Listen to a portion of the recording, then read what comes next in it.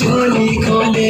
हमर राजा जी दिन में ना बोले कि रातिया में चोली खोले। हमर राजा हमर राजा हमर राजा हमर राजा हमर राजा जी दिन में ना बोले कि रातिया में चोली खोले। हमर राजा जी दिन में ना बोले कि रातिया में चोली खोले, कि रातिया में चोली खोले।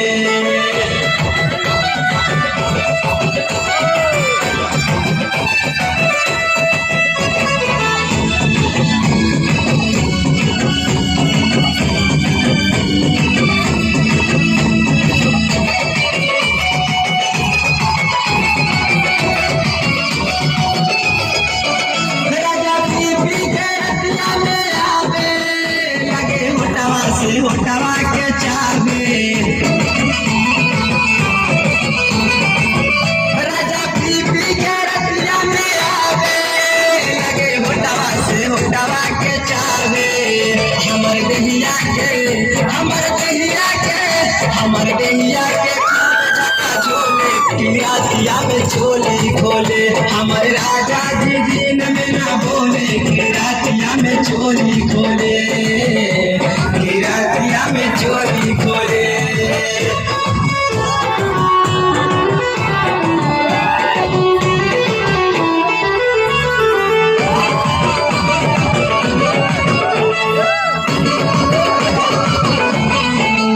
हमर पाखर के कामर कलैया, राजा रात भर चूसौले मालैया।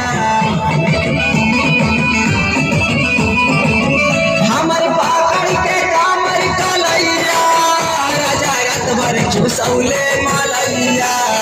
अपने खाला अपने खाला अपने खाला चौमीना छोले, कि रातिया में चोली खोले। हमर राजा जी दिन में ना बोले कि रातिया में चोली खोले, कि रातिया में चोली खोले।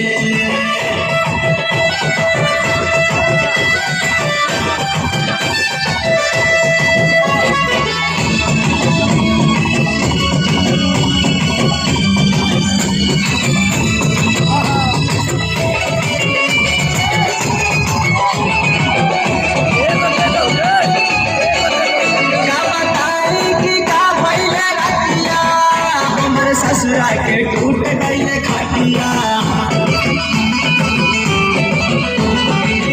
का बताई कि का भइले रतिया। हमर ससुरा के टूट गई खटिया। हमें कहनी की हमें कहनी की हमें कहनी की कूदा होले होले, कि रातिया में चोली खोले। हमर राजा जी दिन में ना बोले कि रातिया में चोली खोले, कि रातिया में चोली खोले।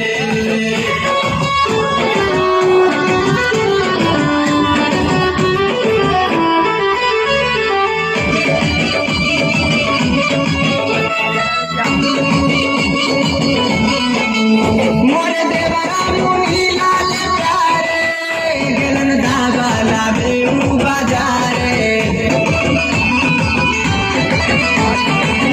मोरे देवरा मुनी लाल प्यारे, गलन धागा लावे बाजारे।